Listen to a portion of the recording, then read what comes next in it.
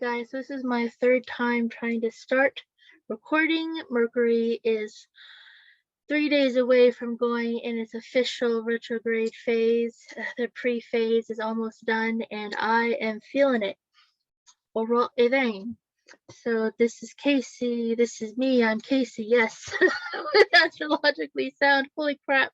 I do have a brain in my head. Okay, so if you guys watched the first 3 videos that I had put up on my when I launched my YouTube channel last week, the third video was hilarious because when I had the re-edit card, I realized that oopsies, in Mercury pre-phase, Mercury retrograde pre-phase fashion, it slipped my mind. I can't believe I've been doing this for 26 plus years, that Virgo is a part of, is also, Mercury also, good Lord, I should scrap this, but I'm not going to. I'm going to keep on doing it. So Mercury co-rules Gemini and Virgo, the zodiac signs. So I was, in my first video, I was, of the 3 that I have on my channel so far, I wanted to explore the 3rd archetype with you guys because I was explaining that astrology is built on the 12 archetypes, or like the 12 alphabets. It's like a language. So I was pulling in a little bit of Virgo in the 3rd, when I was talking about the 3rd archetype, Gemini, Mercury's 3rd house, but it just, I was nervous and I was just getting on my feet with my training wheels here. So I'm back with you guys with the 6th archetype. So I'm going to explore a little bit more about the 6th house and Virgo here. So I've got some goodies for you guys. So the 6th house, let's just jump in with the 6th house. So, my carnelian decided to jump off the table and my hair in my face. All right. Okay, you have to laugh or you'll cry.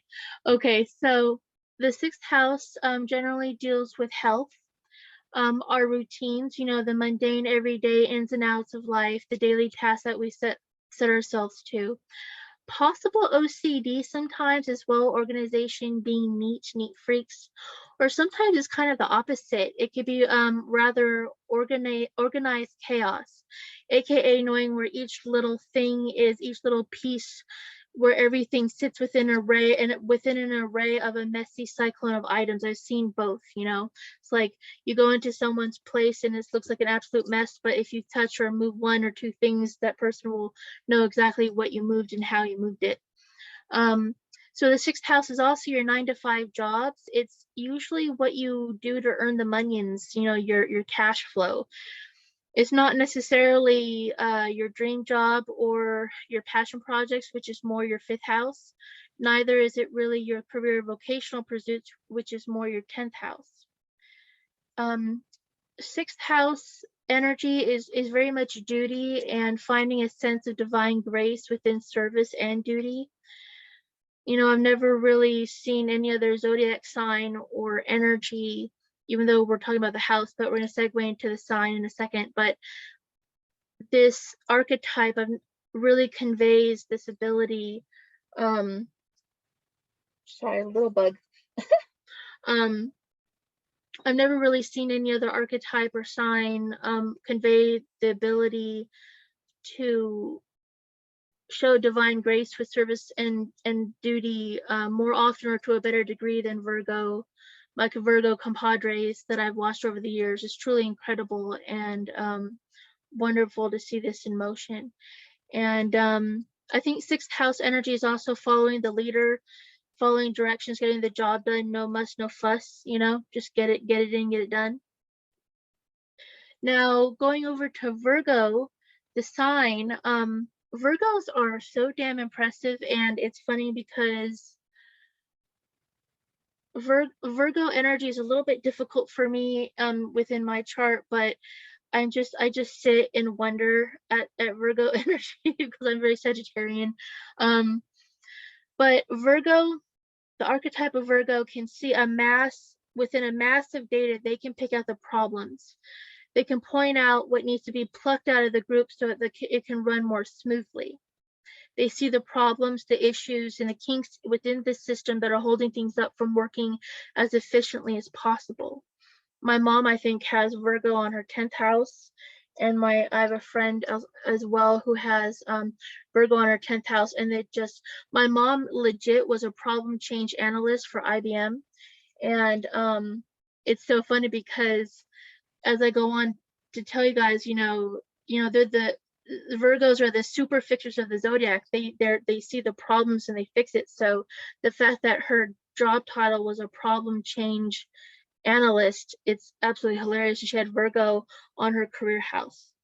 So and my friend who has Virgo on her 10th house as well, it just drives her nuts to not be able to address some inefficiencies at work that she's not really able to because it's not her purview, so they have to hold themselves back sometimes. But anyways, yeah, so they see what the issue is and they're able to really hone in on it. So the super fixers of the zodiac, they not only point out the fissures and the cracks in the wall, but they can come up with the solution to the issue at hand, the proverbial spackle to fix the holes in the leaks.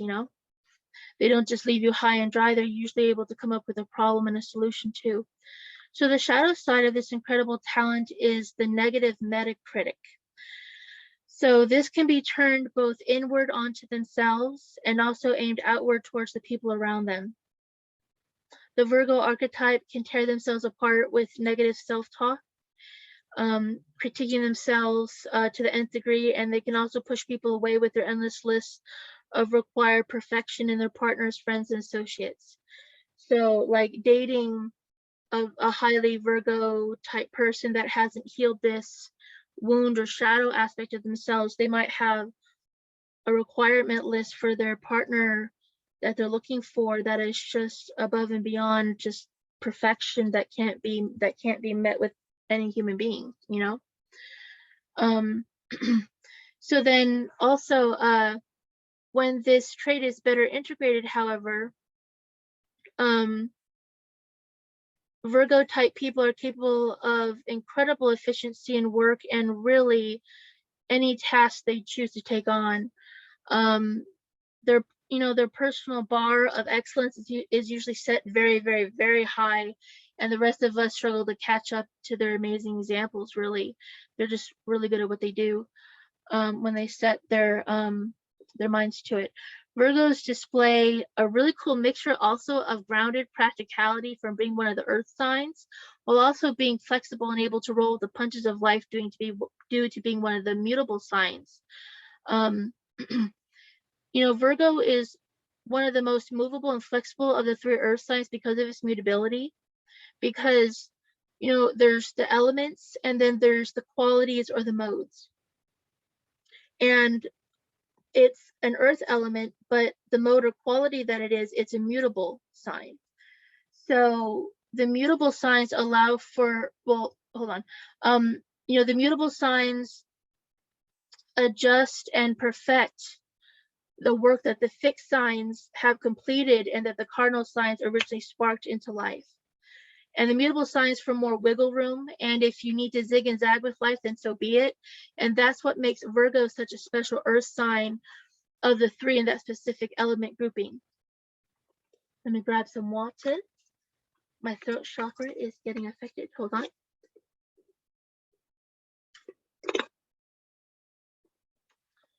So, like I was saying, the other earth signs like Taurus and which the first sign to be in the year to be labeled one of the elements, like Aries, the first fire sign, Taurus, the first earth sign, Gemini, the first air sign, Cancer, the first water sign.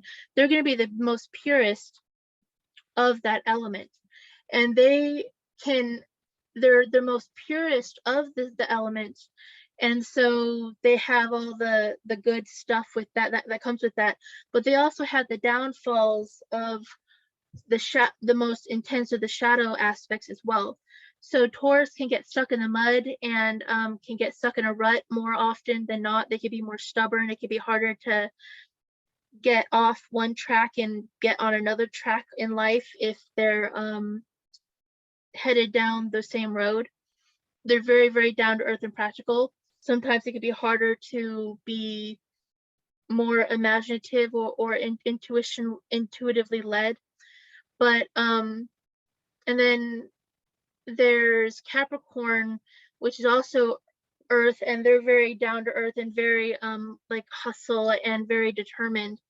But Virgo is that different earth because they've got the mutability. Like I mentioned, they're a little bit more, got a little bit more wiggle room, and I think they're able to stand back like the other mutable signs and look at a project that has almost been completed by the fixed signs, like Taurus is a fixed sign, and that was sparked to life by the cardinal signs like Aries, and kind of see, you know, Virgo is able to assess again what needs to be adjusted. So that's kind of like a storyline of how they would fit in. So going into the health aspect is that I've noticed that a lot of Virgos tend to be very aware of their health. And from my personal experience, I've seen a lot of Virgos go towards a more holistic side of healthcare, and they really dive deep into the different avenues of medicine for their bodies, minds, and spirits. They tend to be rather bookish types as a zodiac sign, so they usually don't balk at heavy research and really uncovering topics when it comes to their body's health and the like. You know, if there's a problem with their physical 3D system, they're usually the first ones that obviously want to know what the heck's going on and to find the solution pronto. And Virgo as an archetype is not very dressed up or overdone style wise. You know, they're very elegant and classy, yes, but usually much more minimalistic rather than busy and opulent or over the top, I'd say. So, I mean, I've seen yeah, Virgo is as an archetype isn't going to be like probably ringed out like me as much, but more simplistic, you know, simple and true is the Virgo way, I would say. And they can definitely get stuck in their heads though too much too with being ruled by Mercury, the mental planet, the mind. They can be chronic worriers sometimes too, depending on what else is in their chart. But the proverbial hamster wheel in their head can be a problem at night when they're trying to get to sleep. I've seen that a lot with Virgo heavy people. They're incredibly smart too, and they want to figure out how to solve the problems in their life. You know, they really apply themselves to the issues, and they're really good problem solvers, but they need to the key is to keep an even balance with with reflection versus real live action taking in their life. Or in other words, an even mix of the airy Mercury planet ruling the mental sphere of things, like with Gemini, alongside their more grounded earth element portion. So they literally need to ground and bring their ideas and ruminations into the 3D world through actions. And not just get stuck in an endless cycle of thinking and rethinking and thinking some more. So, but this definitely tends to occur more when Libra is present, along with the Virgo placements in a person's chart. And so that's where I've seen it more prevalent. So, all right, then, you guys, I think that is basically what I have for you guys in this video, and I hope it was informative and that I redeemed myself as an astrologer, that I left off the Virgo 6th archetype with Mercury. And coming up next will be a shorter overview of what Mercury in retrograde, which will be coming officially in 3 days, what it'll entail in its signs of Libra and Virgo. And then I will take out my my cool chart packet of charts, and I will then walk through what all the ascendant or sun signs might what you guys might experience yourselves during this Mercury retrograde. So I hope you guys stay tuned. And so passion, so oh my God, This is so funny. Astrology is my passion, empathy is my way, and love is my vibe. If you like my vibe, please click subscribe to join my tribe and click like on this video and help the algorithm and share if you think anyone else will benefit from it.